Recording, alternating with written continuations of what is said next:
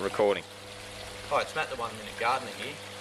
For our October Garden Club giveaway this month, we've got a tomato care pack, and just to go with the tomato care pack, I'm going to address a couple of the challenges that come with tomatoes, and probably the main one to get the most out of your tomatoes to prune it properly. When you prune a tomato properly, your balance between your growth and your tomatoes and the flowers that come out is a lot better, and you end up with more tomatoes per centimetre of tomato bush. So for October, our Cherry Club members are going to get a tomato stake, some of our 1 minute fertilizer, which is when you've got a tomato in a pot like this, it's simply a matter of adding to the top of the soil and watering, and just a little roll of twistie to tie it up with.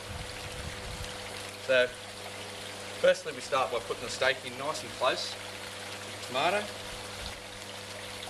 If you come in a bit closer, you'll see just what we need to do to prune off the shoots or the laterals that aren't needed.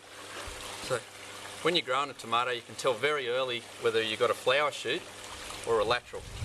So this is a flower shoot here, and we want to keep as many of those as possible because our fruit will develop later on from there, so we don't take those off. But if you look down further down the plant here, there's a lot of these little laterals that are coming out in between the leaves and the stem. So it's simply a matter of pulling them off,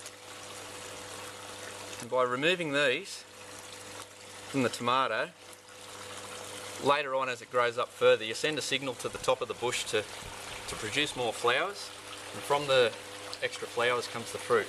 So with a young plant like that, we're going to let 2 stems grow up this stake to double our fruit, get the most out of it. And now all that's left to do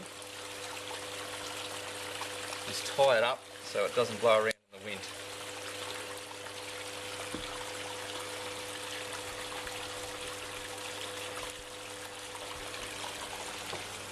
And that's how you prune a tomato.